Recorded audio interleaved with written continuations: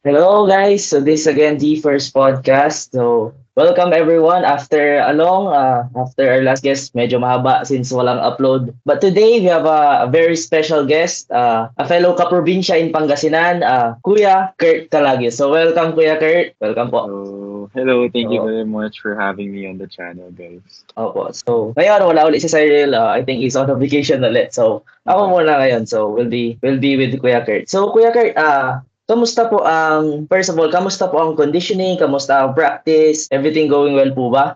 Everything is going well naman, actually. Tapos, napapansin ko, not just me, pero lahat ng teammates ko nagpupush. Nag-extra work talaga kasi nga, given our current standing sa liga, gusto namin ma-improve. Okay naman yung strength conditioning namin so far. We just have to push a little more. Okay po. Well, ito, not a lot of people know, pero when I was in grade school sa NAS, I actually was coached by your dad for a year, si Okay.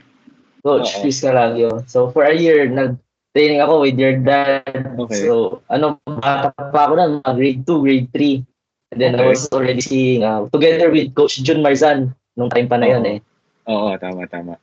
Actually, So, andun ako sa so to EDS start before. this, no? Das din po kayo before? Sumasama ako sa training actually before. So, I'm Sa not sure kung training? nagkaabot tayo doon. Pero minsan sumasabay ako sa training doon. Oh, Oo. wow. Nag-cruise na palang landas natin kaya hindi ko na alam. Kaya nga eh. So yun nga, with talking about basketball journey, how did your basketball journey start naman?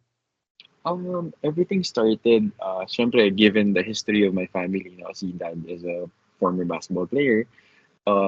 It was an influence na rin. Kasi lagi ako nandun, nanonood, sumasama sa training. Tapos, as a son of a basketball player, you just have to like carry it eh. Parang andun din yung passion niya eh. Parang nabigyan ka ng culture at a young age, tapos you just lived with it. So, that's where everything started.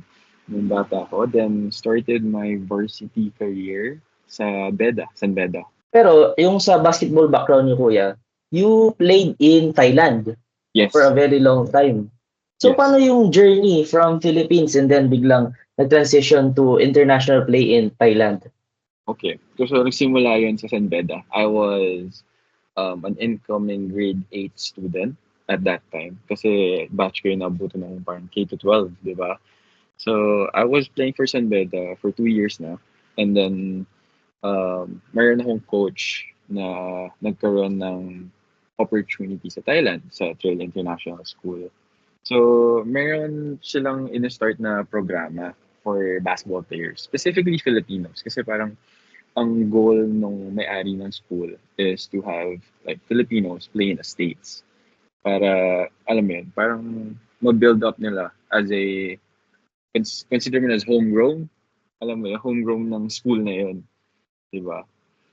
So, doon siya nagsimula. And then, ayun, shifted there. I was given the opportunity to study for free at the same time, still play basketball. So, I took the opportunity kasi given its, degree background na international school and being abroad at a very young age is different nga. Helps in a lot of ways. So, yun, So dun you siya were nag-start. there from high school up until college? Yes. I was there sa Trail International School for 5 years. So, high school yun. High school lang siya. And then, on my last year doon, I went back to the Philippines actually. Bumalik ako sa San Beda para mag one and done for the Red Cubs. That was back in 2018, 2019, ganon. 2018, meron akong one eligible year sana. So, I wanted to do a one and done. Kaso, 1 week before the opening, hindi siya natuloy. Nagka-problem sa eligibility. And then, doon, napilitan ako college. Straight college na. So, kinontinue ko na lang sa trail yung diploma ko, yung course ko, and then shifted to college right away. So nung college kayo, you were purely here in the Philippines na or in Thailand? Um, College ko, nag 1 year ako sa UST. And then One that's year, where after 1 year, that's when I went back to Bangkok na. Para Bangkok. ituloy. Yeah. Nung nag-Bangkok kayo, you played there sa college or hindi na? Yes. You played Naglaro pa rin college. actually. Yeah. So, ano pa rin siya, all throughout ng stay ko sa Thailand, athletic scholarship. So, naglaro ako for the school and for the university. And then, at some point, during second year ko ata, this was during the pandemic ata. Oo, during the pandemic ata, nakapag-pro ako doon, nakapaglaro ako ng Thailand Basketball League. So where were we na ano sa part ng story nyo? Um, Playing college in Thailand. Thailand, yes. So you Tap- played there all throughout your college? yes, all throughout my college career, naglaro ako doon. And then, at some point, nakapag-PBL din ako doon, Thailand Basketball League, which is their So pro league. professional league na yun? Pro Yes, league? naglaro ako ng both college, tapos shifted to pro doon at that time din. Hmm. So, yun na, you're having your basketball journey and all. Kung kayo na you were growing with your dad and all, nagkaroon ba kayo ng, if ever, na he was always there for you na doing practice, bibigyan kayo ng mga insights when your father is always there for you playing all throughout your career, was he always giving that guidance, that mga payo, mga skills and all? Was he very strict sa inyo pagdating sa mga basketball things? Given our background, kasi I pretty much grew up away from the family. So parang at some point, independency na rin umabot. He was still there. He was guiding me naman throughout my basketball career. Masaya siya nung nabalitaan niya na nagkaroon ako ng opportunity maglaro ng pro doon sa Thailand. And then, ayun, parang that's where things just like improve eh. As far as I've like progressed sa career ko, nagsasabi siya kung ano yung dapat and paano ko i-adjust yung game ko. There was actually a time na naglalaro ako sa Thailand. My stepmom and my dad went to visit sa Bangkok. Mm. So during those times, nagkaroon ako ng opportunity to sit with him and then study the game mismo. So ginawa namin nun, open ako ng mga live games, past games ko before. Tapos pinanood namin kung ano yung mga mali, kung ano yung dapat gawin, ano yung tama, and adjustments basically. So yeah, I would say he was there, he was guiding me all throughout naman. And hindi naman nawala lahat ng payo na sinasabi niya sa akin. So when you were playing in Thailand and then transitioning here, going back to the Philippines and all, was there a difference in play style, pati sa system, between playing in Thailand and going back here in the Philippines to actually play ball? Yeah. Actually super different kasi sa Thailand, they're not used to Philippine basketball. And what I mean by that is the physicality of the game. Tapos yung aggressiveness. Ibang-iba doon. Pero at some point, you just play your game, you're still aggressive, you're still physical. Naiintindihan nila yun na if you're Filipino, they already know how you play. So, yun doon yung mindset kumbaga. Pero it's very different shifting from Thailand to Philippines ulit. So from shifting here to Philippines, how did your MPBL career start naman, kuya? Okay. Actually, it was early this year nung nakita ko yung post ng MPBL na magkakaroon ng Team Pangasinan. Actually, I had no idea kung sino hahawak. Nabalitaan ko sa page na si Coach June Marsan.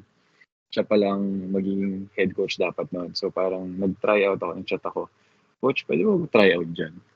Sabi ko, pwede naman. And nagulat rin dad ko na pumunta ako doon, nag-try out din ako. Kasi at that time, parang I was supposed to look for a job na.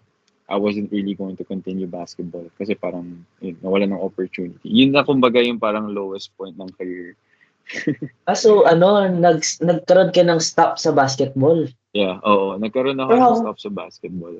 How many years or ilang months? Months lang naman, actually. Months lang. Walang competitive tournament. Pero andun pa rin yung routine mo eh. Kasi as an athlete, parang madadala mo yung habits of staying fit, working out on the daily. So, yun ang ginawa ko. Nag-workout ako every day knowing na, not knowing or not knowing na may magkakaroon ng opportunity. So, nung nakita ko yung post, nagsabi lang ako na gusto ko sumama, mag-try out ako.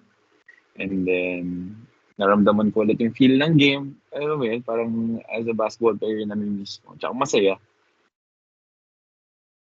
So, kamusta yung naging chemistry niyo from then and on Um, together with Team Pangasinan? it went well actually. Things were going well naman. After nun, parang nag-start na kami ng training camp 2 months or 3 months prior sa opening.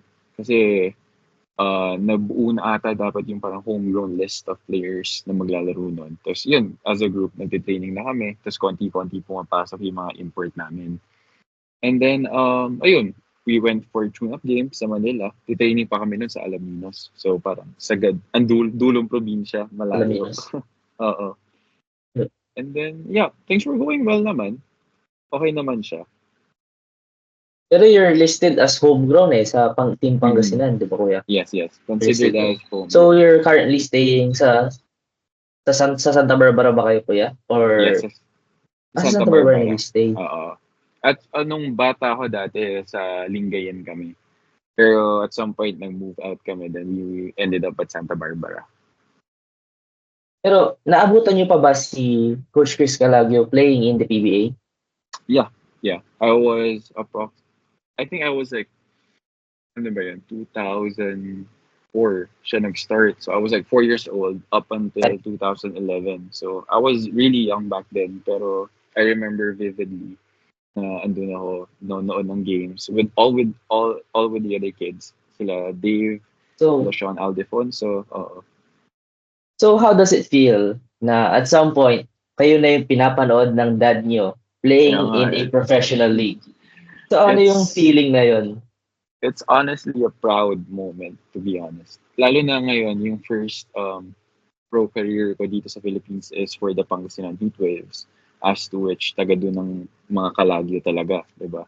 And it's just really an honor to be able to play professionally, and then ayun, just staying ready all throughout. Masaya, nakakatuwa siya. So, but the guidance ni Kuya Coach Chris sa inyo, palaging andyan. Oo, Frequently palagi watching nandyan. you. Oo, nanonood siya ng games, and then pag naglaro ko, nag-a-advise siya na dapat ganito ginawa mo. Next time, itong adjustment yung gawin mo sa game, ganito. So, yeah, the guidance is always there naman.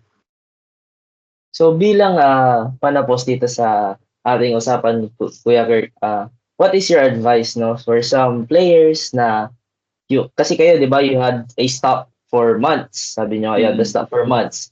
You were losing of hope kasi naubos na ng opportunities and Oo. all. Ano yung magiging advice niyo para sa mga taong losing of hope and can't find opportunities anymore?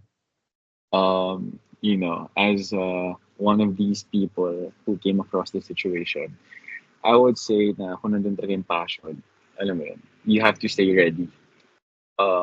Be healthy, alagaan yung katawan niyo lagi, and just let your passion do its thing. Even na wala kang opportunity ngayon, pero you really love the game, you play, you train, you get better, puro sige talaga. A lot of sacrifices, pero in the end, it's gonna be worth it. Dasal lang lagi. So it's all about passion no kuya. Every day sa kung Oo, gusto mo talaga you'll have it.